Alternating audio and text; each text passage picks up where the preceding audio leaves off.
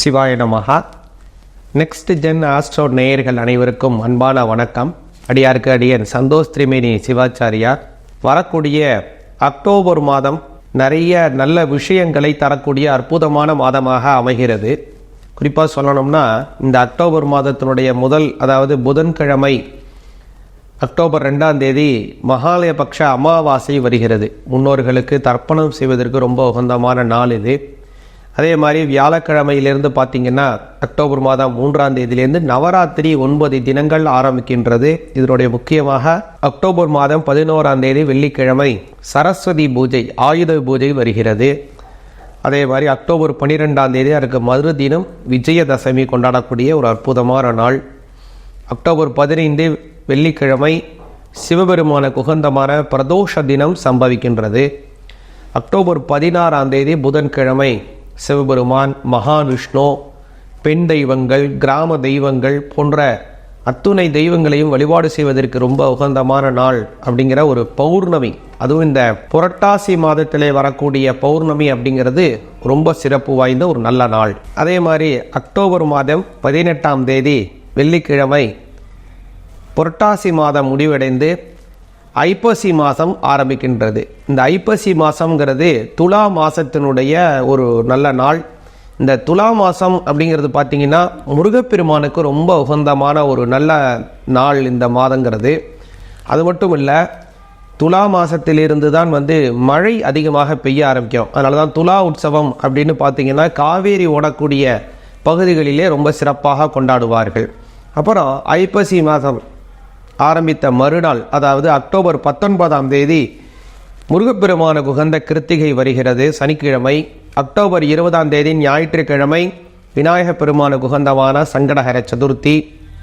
அதே மாதிரி அக்டோபர் 28ஆம் தேதி வாஸ்து நாள் வருகிறது. புதிய மனைகள், மடம், ஆலயம், கோவில்கள் கட்டுவதற்கெல்லாம் ஒரு சிறப்பான ஒரு நல்ல நாளாக இந்த வாஸ்து நாள் வருகின்றது. குறிப்பாக இந்த மாதத்தினுடைய இறுதியாக அக்டோபர் 31ஆம் தேதி வியாழக்கிழமை தீபாவளி பண்டிகை வருகிறது. இப்படியாக இந்த மாதம் ஒரு சிறப்பான ஒரு நல்ல மாதமாக அமைகிறது. மேலும் இந்த மாதத்தினுடைய கோச்சார அமைப்புகளை பார்த்தோமேயானால் ரிஷபத்தில் குரு பகவான் செல்லுகின்றார். குறிப்பாக அக்டோபர் 14ஆம் தேதி அவர் வக்கரமாக மாறுகிறார், வக்கர பெயர்ச்சியை எடுக்கிறார். அதே மாதிரி செவ்வாய் பகவான் இந்த மாதத்தினுடைய 23ஆம் தேதி வரை மிதுன ராசியில் இருந்து 23ஆம் தேதிக்கு மேல் தனது சஞ்சாரத்தை கடக ராசியிலே ஆரம்பிக்கின்றார். சூரிய பகவான் காலச்சக்கரத்தினுடைய 6வது பாவமாக இருக்கக்கூடிய கன்னி ராசியிலே இந்த மாதத்திலே இருக்கின்றார். 18ஆம் தேதிக்கு மேல் அவரும் துலா ராசிக்கு பிரவேசிக்கின்றார். புத பகவான் இந்த மாதம் 6 தேதிகளுக்கு கன்னி ராசியிலிருந்து அதற்கு மேல் துலா ராசியிலே சஞ்சாரம் செய்து இந்த மாதம் 25ஆம் தேதிக்கு மேல் அவரும் விருச்சிக ராசியிலே சஞ்சாரம் செய்ய ஆரம்பிக்கின்றார். அதே மாதிரி தான் கேது பகவான் இந்த மாதம் முழுவதுமாகவே அவர் கன்னி ராசியிலேயே இருக்கின்றார். முதலிலே இந்த மாதத்தினுடைய ஆரம்பத்தில் சுக்கிர பகவான் துலா ராசியில் இருக்கின்றார். இந்த மாதம் 14ஆம் தேதிக்கு மேல் விருச்சிக ராசியிலே தனது சஞ்சாரத்தை ஆரம்பிக்கின்றார். அதே மாதிரி தான் சனி பகவான் இந்த மாதம் முழுவதுமாகவே வக்கர கதியிலே செல்லுகின்றார், கும்ப ராசியிலே. ராகு பகவான் இந்த மாதம் முழுவதுமே மீன ராசியில் தனது சஞ்சாரத்தை நடத்தி கொண்டிருக்கின்றார். இப்படியாக இந்த 9 கிரகங்களும் அந்தந்த கோச்சார அமைப்பிலே நல்ல ஒரு ஒளிமையான இடத்திலே இந்த மாதத்திலே இருக்கின்றது.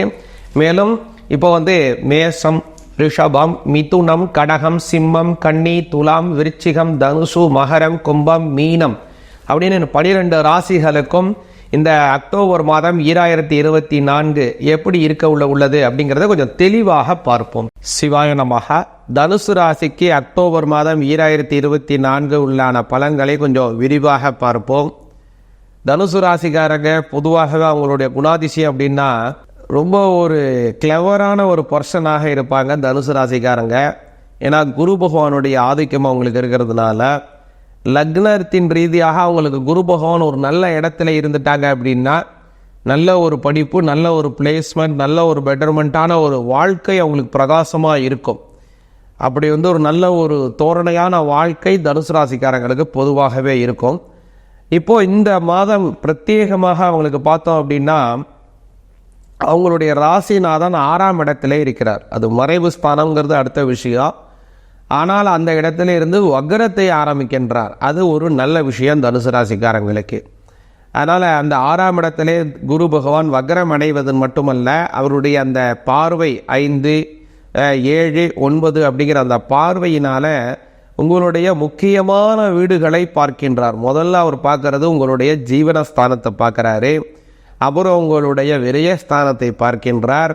அப்புறம் முக்கியமாக உங்களது வாக்குஸ்தானத்தை பார்க்கின்றார். அதனால் உங்களுக்கு அபரிமிதமான நல்ல பலன்கள். இந்த குரு பகவானுடைய வக்கர பயிற்சி பலன் எப்படி இருக்குது அப்படிங்கிறத தெளிவாக இன்னொரு வீடியோவில் பார்ப்போம். இப்போ இந்த மாதத்தில் 14ஆம் தேதி அவர் வக்கரம் ஆகிறார் குரு பகவான். அதனால் பார்த்தீங்க அப்படின்னா இந்த மாதம் அக்டோபர் மாதம் நல்ல பலன்கள் தனுசு ராசிக்காரங்களுக்கு முதல்ல கிடைக்கும். ஏன்னா உங்களுடைய ராசிநாதனே குரு பகவான் தான்.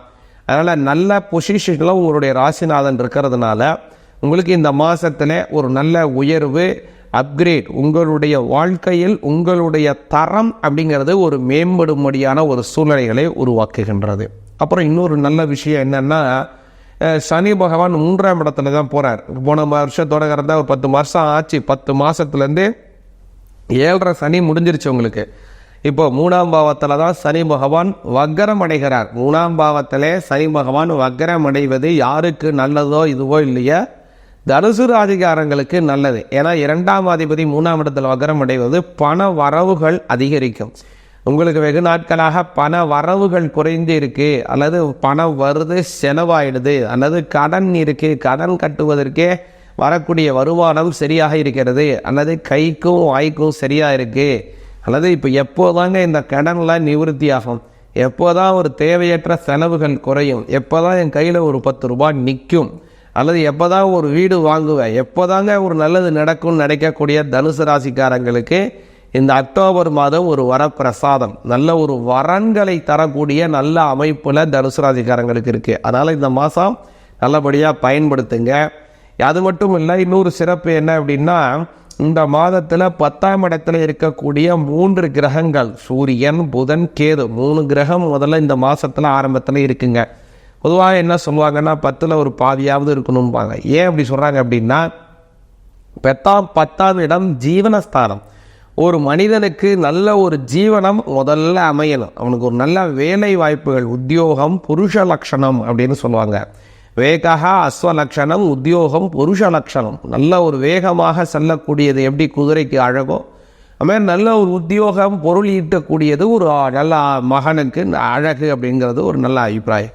அதனால் நல்ல உத்தியோகத்தை தரக்கூடிய அமைப்பாக 10வது இடம் ஜீவனஸ்தானம் இருக்கிறது. அதனால் ஏதோ ஒரு பாவி போனால் கூட அதன் மூலியமாக உங்களுக்கு நன்மைகள் கிடைக்கும். ஆனால் இந்த மாதத்தில் பார்த்தீங்கன்னா 3 கிரகங்கள் இருக்கிறது. முதல்ல சூரியன் இருக்காரு, புத பகவான் இருக்காரு, அப்புறம் கேது பகவானும் இருக்கின்றார். இந்த 3 கிரகங்கள் இருக்கக்கூடிய அமைப்பு அப்படிங்கிறதுனால பல வகையிலும் உங்களுக்கு பொருளாதார உயர்வுகள் ஏற்படும். அப்புறம் பார்த்தீங்கன்னா 18ஆம் தேதிக்கு மேலே தான் உங்களுடைய 10ஆம் இடத்திலிருந்து 11ஆம் இடம் சூரிய பகவான் சஞ்சாரம். அது லாபஸ்தானத்தில் சூரிய பகவான் 9ஆம் அதிபதி 11இல் போகக்கூடிய அமைப்புங்கிறது பூர்வீக சொத்துக்கள் வருவது, புனித யாத்திரைகள் செல்வது, தீர்த்த யாத்திரைகள் செல்வது. வெகு நாட்களாக ஏதாவது பிரார்த்தனை பண்ணிட்டு இருக்கீங்க, இந்த சாமியை கும்பிடணும், இதுமாரி திருப்பதி வரணும், திருச்செந்தூர் போகணும், பிள்ளையார்பட்டி போகணும், அதாவது திருவண்ணாமலைக்கு போய் கிரிவலம் சுற்றி வரணும், குலதெய்வம் கோயிலுக்கு போய் குழந்தைகளை கூட்டிகிட்டு போய் தரிசனம் பண்ணிட்டு ஏதோ உங்களுக்குன்னு இருக்கக்கூடிய பிரார்த்தனை, இந்த பிரார்த்தனையை செய்ய முடியாமலே இருக்க ஏழையினுடைய பிரார்த்தனை முடிய 7 வருடங்கள் ஆகும்னு சொல்லுவாங்க. அப்படி 7 வருஷமாக ஆகி இதெல்லாம் செய்ய முடியலங்க, இன்னும் போயிட்டே இருக்கு, எப்போதாங்க இந்த பிரார்த்தனையெல்லாம் கைகூட்டும் அப்படின்னு நினச்சிங்கன்னா இந்த மாதத்திலே அந்த நேர்த்தி கடனை எல்லாம் செய்து முடிப்பதற்கான ஒரு நல்ல சூழ்நிலையை இந்த இப்போ சொல்லக்கூடிய சூரிய பகவானுடைய கிரக சஞ்சாரம் அமைகிறது. அதனால் இந்த மாதத்தை நல்லபடியாக தனுசு ராசிக்காரங்க பயன்படுத்தணும். அதே மாதிரி செவ்வாய் பகவான் 7ஆம் இடத்துல இருந்து அஷ்டமஸ்தானத்திற்கு வருகிறார் 23ஆம் தேதியிலேருந்து. இதில் செவ்வாய் பகவான் உங்களுக்கு பார்த்தீங்கன்னா 12ஆம் அதிபதி அஷ்டமஸ்தானத்தில் மறைவது நல்லது. கெட்டவன் கெட்டிடில் கிட்டிடும் விபரீத ராஜயோகம் அப்படிம்பாங்க. அப்படியான ஒரு விபரீத ராஜயோகத்தை செவ்வாய் பகவான் உங்களுக்கு வழங்குகிறார். 6ஆம் அதிபதியாக இருக்கக்கூடியவர் புத பகவான், அவரும் 12ஆம் பாவத்திலே 25ஆம் தேதிக்கு மேலே போகிறார். அதனால் 6ஆம் அதிபதி 12ல் மறைகிறாரு. 12ஆம் அதிபதியாக இருக்கக்கூடிய செவ்வாய் பகவானும் பார்த்தீங்க அப்படின்னா அஷ்டமஸ்தானத்தில் மறைகிறார். அதனால் இந்த மாதம் உங்களுக்கு இருவிதமான விபரீத ராஜயோகங்கள் அமையக்கூடிய ஒரு நல்ல மாதமாக இருக்கிறது. இந்த மாதத்தை தனுசு ராசிக்காரங்க நிச்சயமாக பயன்படுத்தணும். முக்கியமாக முற்பகுதியை விட பிற்பகுதியிலே பேர் அதிர்ஷ்டங்கள் உங்களுக்கு காத்திருக்கிறது தனுசு ராசிக்காரங்களுக்கு.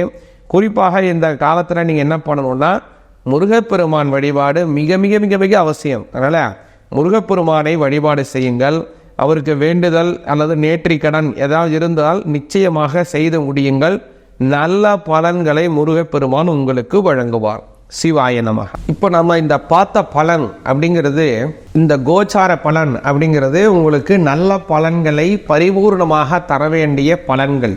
அதனால் இந்த பலன் உங்களுக்கு கிடைக்கல, அல்லது ஏதோ ஒரு கால தாமதமாகி கொண்டிருக்கிறது, அல்லது கிடைக்குது ஆனால் அந்த கைக்கு கிடைக்கிது வாய்க்கு எட்டலை, அதை பூர்ணமாக அனுபவிக்க முடியல, பரிபூர்ணமாக கிடைக்கல அப்படின்னா இதுக்கு என்ன ஒரு விஷயம் அப்படின்னா, உங்களுடைய ராசிநாதன் அல்லது உங்களுடைய லக்னநாதன் அல்லது உங்களுடைய தசாநாதன் அல்லது உங்களுடைய ஆட்சி கிரகம், உங்களுடைய புத்திநாதன், ஏதோ ஒரு கிரக அமைப்பில் ஏதோ ஒரு கிரகம் உங்களுக்கு எதிர்வினையை கடுமையாக ஆற்றி கொண்டிருக்குங்கிறது ஒரு நல்லா புரிந்து கொள்ளுங்கள்.